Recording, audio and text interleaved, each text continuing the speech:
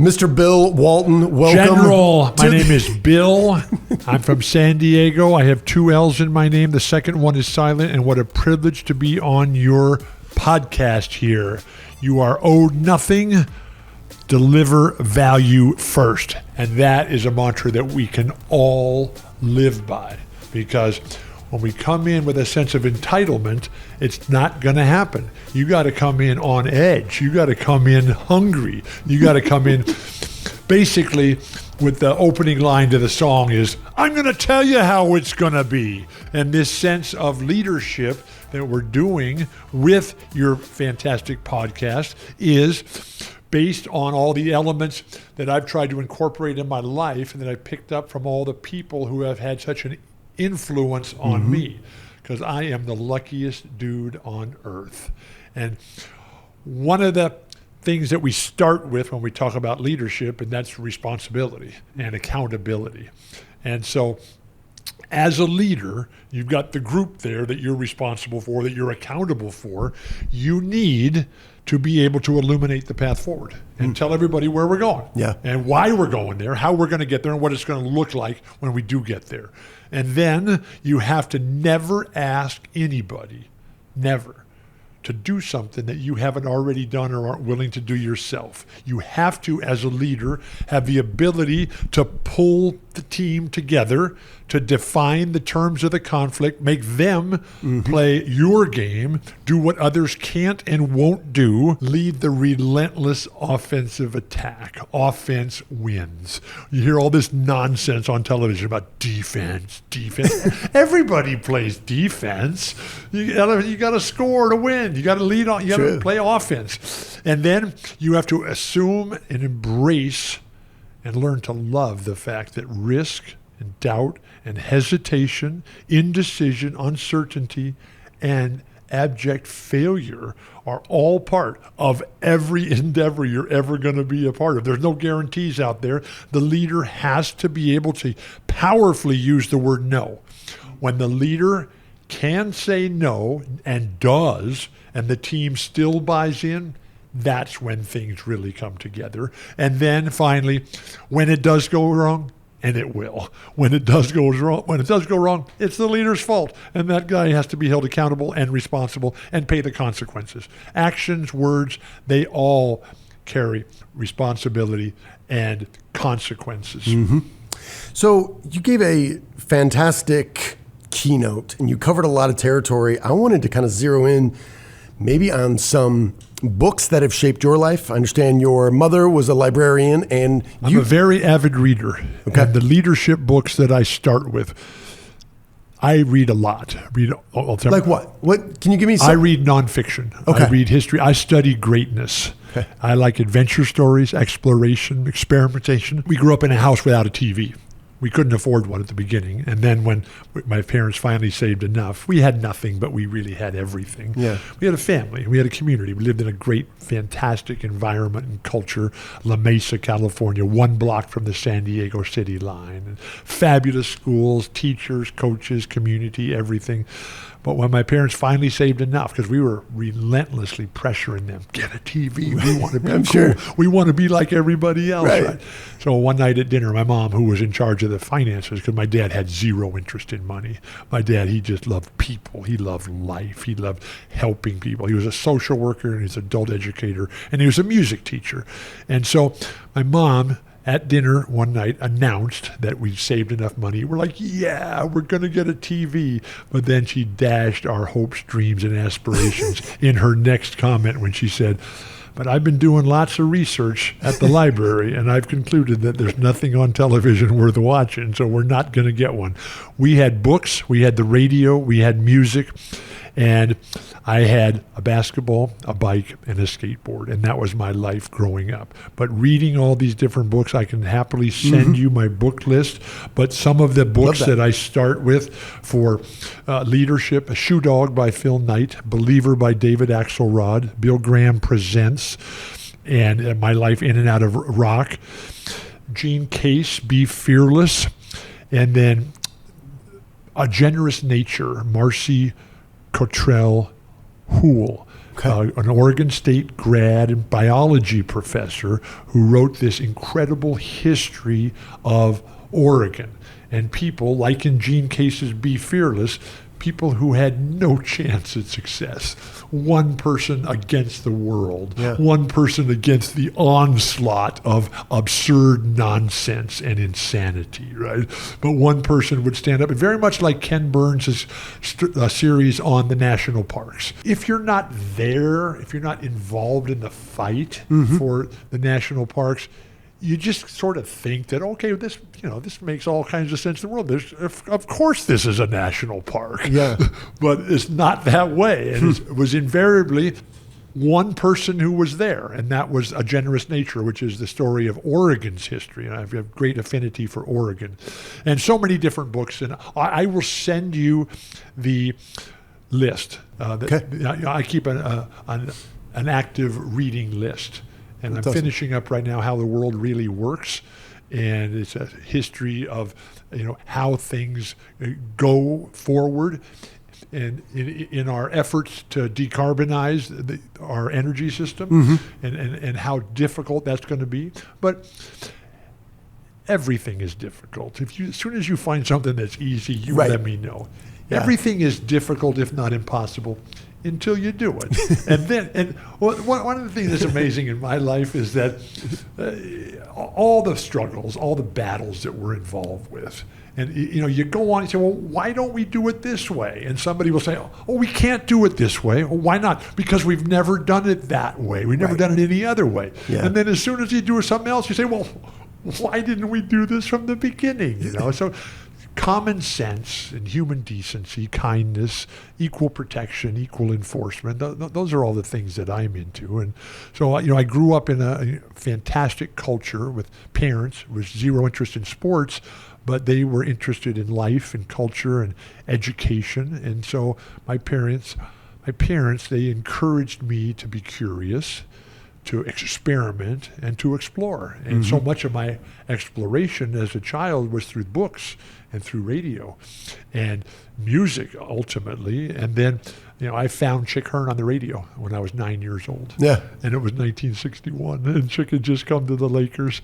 And from then on, oh my gosh, because while a lot of the musicians will talk about the influence that Bob Dylan had on all of them and all of us, and I concur wholeheartedly in that Bob expanded our horizons and made us think beyond the narrow confines of our own individual life. Well, that was Chick Hearn for me too.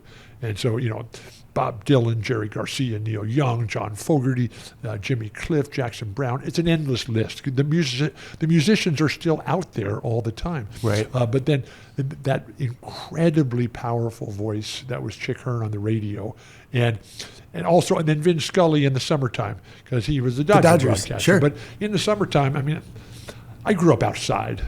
We had a house, but I was only in there when I was going to bed.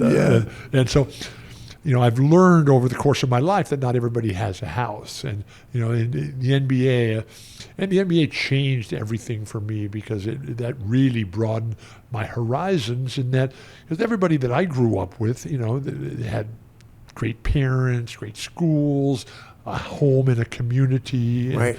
It was fantastic. Growing up here in San Diego, we thought the world was perfect. And, if the Pilgrims had landed over here at Point Loma, everything over there, east of here, would be wilderness. But Spencer Haywood, and read his phenomenal book called The Rise, the Fall, the Recovery. Spencer Haywood grew up without a house. He was basically a slave. Mississippi. Yeah. And, they're living outside. The family is. No house, no shelter. They live between the cotton fields on one side, where they worked in the daytime, and then the dump on the other side. And the dump is where they got their stuff, including their food. If they were lucky, they could kill a skunk. They could kill a possum to eat that, but they were eating the scraps and living off everybody else's trash. And then one day Spencer was going from one cotton field to another, and there was a dirt field, a dirt basketball court where some older people were playing basketball.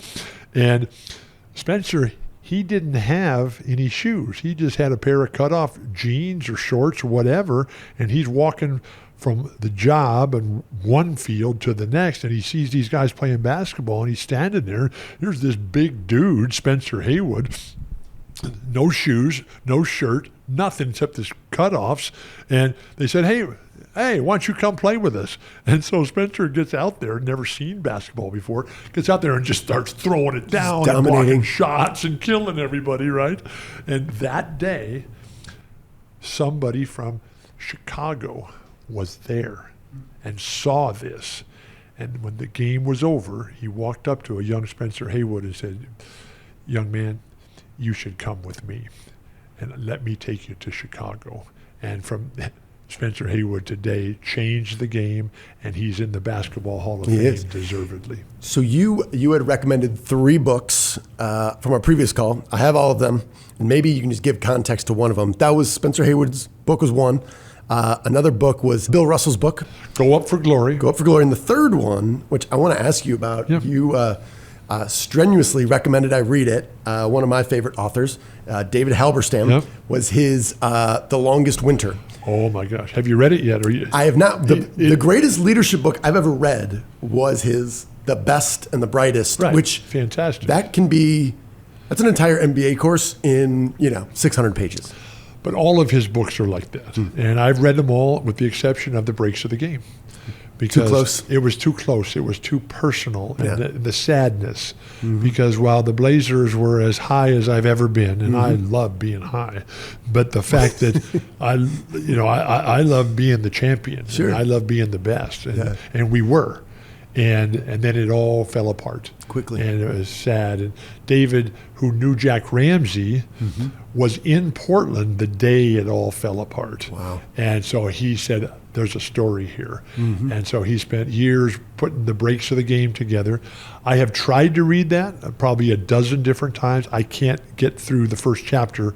It's just too sad because it was so special. It was so perfect, and I want to remember those times as opposed to the sadness of something falling apart. But generally what happens when you have success, and this is where leaders come into prominent display responsibility and the anticipation, because the great leaders, they anticipate what's going to happen. And what keeps teams, companies, cultures from succeeding constantly is, number one, health. You've got to maintain your health. And particularly in sports, which it fades so quickly, and one injury, a series of injury. But then equally as important is the selfishness that comes in when you in a group dynamic, and all of a sudden, and the group's success is built on sacrifice, discipline, and honor, culture, foundation, leadership, teamwork, visions, goal. But when you have people who come in and you may have achieved success, and that would come from one path and commitment and dedication and determination and sacrifice, discipline, and honor, then all of a sudden people start thinking, well, you know what? Where's mine? This is about me. And we're winning because of me instead of we're winning because of us. And when that comes in conjunction with guys not being able to stay healthy because of the grind, and just like with me, it was the genetics, the birth defects that I had. I've had lots of injuries, but so much of the constant sidelining for me. I spent half my adult life in the hospital. I've had 39 orthopedic operations. Both my ankles are fused. Both my knees are replaced. My hands and wrists don't work. My spine has been replaced and restructured and rebuilt. And so much of all of that can be traced back to the structural congenital defects in my feet, which they never really knew until it was way too late. But there was this one special doctor in Whittier, California, Bill Wagner, who saw it, who knew it, and he tried to fix me. I had a lot of operations with him, a lot, and he had invented this one surgery that I had once on each foot, and it had never worked before on anybody. I was the first guy it ever worked on. But when I was with him, all the other doctors were telling me, "Look, we're going to have to cut your foot off here." Amputation was a real risk. Right. That was the deal.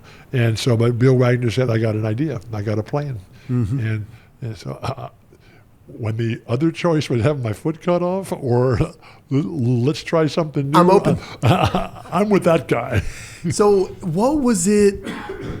Well, I think of this phrase that's part of Stoicism called amor fati, which is like the love of fate. Stoicism, Epictetus. There you go. Let's go. My guy. Stoicism is not my deal. That's okay. That's Kareem's deal. And I'm spirited, enthusiastic, and I'm not afraid to let it show.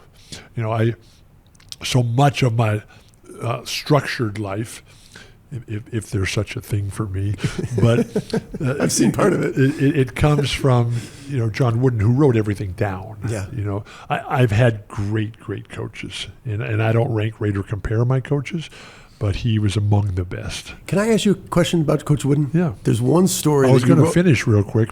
Hold your question. Carry on. But the cornerstones of his pyramid of success: industriousness and enthusiasm. Do you love what you're doing, and are you willing to work at it? And that's what I love to do. I love my job. I love my life. I love being alive, and I'm willing to work at it because I know the difference between being on top and being on the bottom, and I want to be on top. Your question, please, General. Sure. You shared the story in your book when Nixon was in office, Vietnam was raging, and Coach Wooden had recommended you write a letter. And This is after I got arrested at a peace rally. Exactly. And things didn't turn out quite the way we had anticipated, and I ended up in jail, and Coach Wooden driving me home. He suggested, instead of getting arrested, Bill, you should write letters. So I wrote a letter to Nixon on Coach Wooden's stationery. I didn't have stationery at the time. The thing I find most fascinating is that story is, so you're in his office, and maybe you can just give some detail to it. He takes the card from you. He sees that it's his stationery. It was in his locker room at Pauley before practice, because I got the stationery from his secretary, because he had already gone for the day. He dropped me off back at the dorm. Instead of going into the dorm, I went down to his office from up on the hill where the dorms are, down past Drake Stadium, down past Pauley Pavilion, over to the J.D. Morgan Athletic Center where his office was, and his secretary, Aldine, was still there. And I asked her if she had any stationery. She said, "Sure, Bill, no problem." So she handed me a piece of Coach Wooden's stationery. And I went back to the dorm and typed up this letter to Nixon, and outlined all the crimes against humanity, and the disastrous turn of events in Southeast Asia, and insisted that he bring all the boys. Now, there was no women in the service then, but bring all the boys back from Southeast Asia, immediately stop all the war, and then I finished the letter by demanding his resignation, and I thanked him in advance for his cooperation. And so I signed the letter. I go into the locker room the next day, and all the guys are there. Yeah. They had all been at the peace rally too, but I was the one that got arrested. Said, "Hey, Bill, what did Coach Wooden say? He told me to write a letter. I did. Let's see it, Bill." They read it. They all signed it. Yes. And then I take it over to John Wooden, who's in the adjoining locker room. He has his own locker room with the coach as the coach, and so we had exchanged some pleasantries at the beginning, and then I said, "Coach, I took your advice," and I wrote a letter. I said, "Oh, great. And I have it here, Coach, and I'd like you to sign it." And as a co-signer, because all the other guys in the team signed it. Yeah. And so he looked at it, and he starts reading it, and it's got his name all over this piece of his stationery, and he just wants to tear this thing up. Right. But he hands it back to me in perfect condition, when he could have just crumpled it up and that'd be the end of it.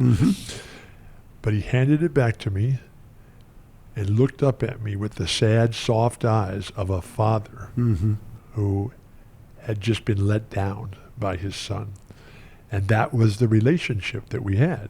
He loved us. We didn't know it. We thought everybody had this perfect coach. We had everybody had this perfect individual in their life that all they cared about was us, right? Because that was all of our lives growing up. And so he hands it back to me and he says, "Bill, I can't sign this. And you're not going to send this in, are you?" And I said, "Coach, I always do everything you tell me to do." And so I sent it in, and sure enough, not too much longer, Nixon resigned. Now, I still write letters, man, but none with the success of that one.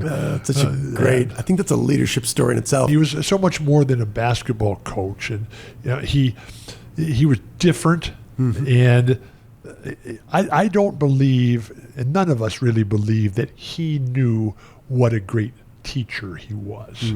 Because, he taught us everything. What he really taught us how to do, he taught us how to learn and how to compete.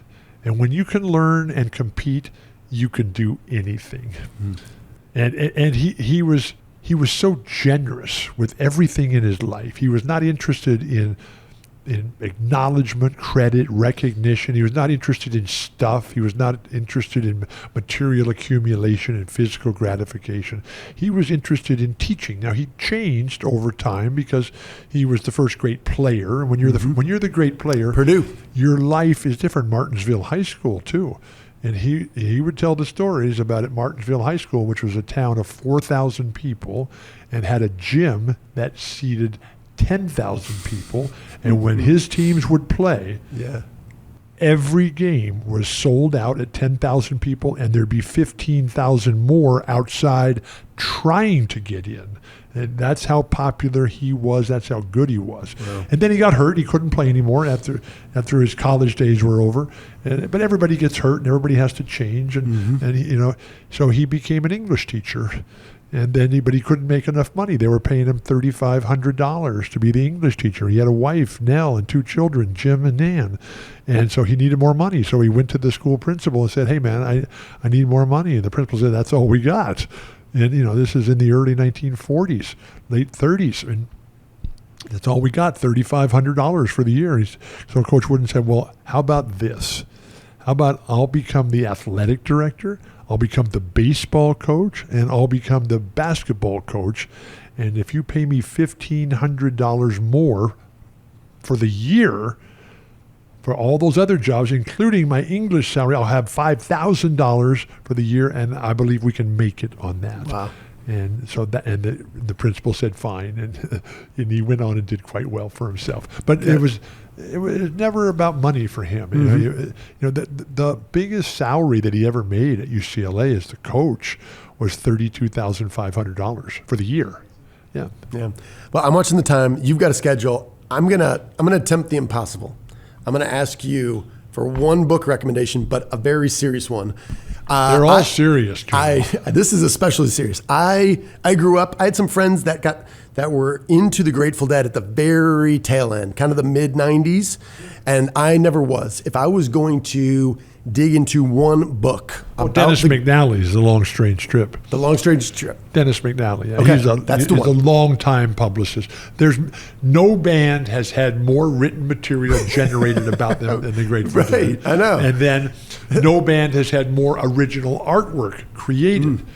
And there's an endless accumulation of stuff that you can learn about the Grateful Dead, including go on Sirius Radio, channel 23. It used to be channel 32, but now it's channel 23. And they just play all the music, and there's commentary, and the guys they have, Gary and David, on there who do the commentary. David Lemieux, who's the archivist, and the history out there. And then when you get a little taste and a little flavor, then come on tour. Okay. And the tour is going to start up. They just announced the final tour, and I just made all the commercials for the upcoming final tour. And it's, but I always, the Grateful Dead have been hugely important, impactful, influential, inspirational in my life. And I always I do a lot of mentoring for young people who are coming up trying to make it, and I also do a ton of mentoring for people who are facing health challenges, mental health challenges, all the things that I've already gone through. The best coach to have is someone who's on the way back from where you want to go. Yeah. And so I always mention to young people who are coming and want to make it, want to be a part of something, to find something, whatever it is. For me, it was the Grateful Dead. A community, a culture, a group that's bigger than you are and will be there for when times are tough. When you find yourself in times of trouble, the community will be there to help you. Yeah. And when I first went, when I was 15 years old in 1967, and I got there and I had no idea what to expect. I had heard them on the radio, and it sounded super fun, and I got there and I got to the front, and everybody was so happy, and everybody was just like having so much fun, and there was just so much hope, optimism, and positive vibes. And I just said, this is really cool, and this is what I want to do. And now I'm going to say it's 55 years later and more than 1,000 concerts later, I'm still here and I'm still going. And Lori and I, we've already blocked out most of the summer tour for next year and awesome. 2023, and we'll be there. Starts in LA. Starts in LA.